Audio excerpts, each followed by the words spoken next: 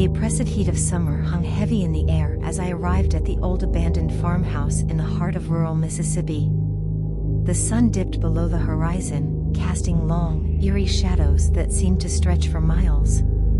My curiosity had gotten the best of me, and against my better judgment, I found myself drawn to this forsaken place. The stories had always been there, whispered by the locals. They spoke of the darkness that clung to this farmhouse, of a family that had once called it home, a family that had mysteriously vanished without a trace. Some said they'd been driven to madness, while others claimed it was something far more sinister.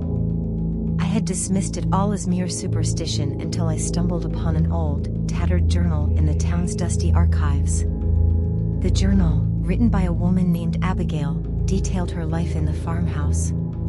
She spoke of an unnatural cold that gripped the place, of voices that whispered in the dead of night, and of shadows that moved when they shouldn't. It was a chilling account, and it made me question the nature of fear itself. Now, here I was, standing before the dilapidated structure, the journal clutched tightly in my hand. I took a deep breath and pushed the creaking front door open. The air inside was thick with decay, and the dust danced in the dim light. My footsteps echoed through the empty rooms, and the sense of foreboding grew with each step. I made my way to the kitchen, where Abigail had mentioned the strangest occurrences. As I entered, a chilling gust of wind rushed past me, even though the windows were all tightly shut. My heart raced as I felt a presence in the room, an invisible force that seemed to be watching me. A faint, ghostly whisper echoed in the room, sending shivers down my spine. "Christina," it hissed, as though it knew my name. My pulse quickened as I turned to see a shadowy figure in the corner of the room. It was indistinct, yet its eyes gleamed with malevolent intent. I tried to scream, but no sound escaped my lips. The figure advanced, and I stumbled backward, fleeing from the room in sheer terror. I ran through the labyrinthine hallways, pursued by unseen forces. The house seemed to come alive, with eerie paintings that followed my every move and strange symbols etched into the walls. Whispers grew louder, like a chorus of lost souls. They taunted me, mocking my fear. In a desperate bid to escape, I found myself in the cellar, a place Abigail had warned never to enter. The air down there was frigid, and an eerie blue light emanated from an old well. My curiosity got the better of me, and I peered into its depths. That's when I saw them, the faces of the missing family members, trapped in the water, their eyes filled with despair. Their hands reached out, pleading for release. It was then that I realized the horrifying truth.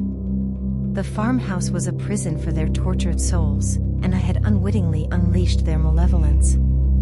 I tried to flee, but the cellar door slammed shut behind me, trapping me in that macabre chamber. The faces in the well contorted with rage, and the temperature plummeted to an unbearable degree. I could see my breath as I shivered, paralyzed by the intense cold. The whispers grew louder, forming a cacophonous chorus of misery. They seemed to seep into my mind, and I felt my sanity slipping away. I couldn't escape. The farmhouse itself had become a malevolent entity, determined to consume me. As the walls closed in, and the faces in the well drew nearer, I knew my fate was sealed.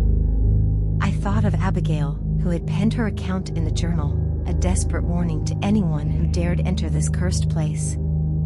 I wished I had heeded her words. In that final, horrifying moment, I understood that the darkness that had haunted this farmhouse wasn't just a mere legend. It was real, and it had claimed me as its latest victim.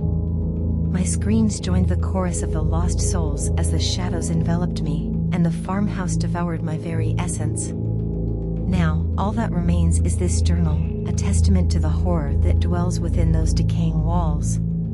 If you ever hear the stories of the abandoned farmhouse in rural Mississippi, heed my warning and stay far, far away. For once you cross that threshold, there's no escape from the malevolent force that lurks within.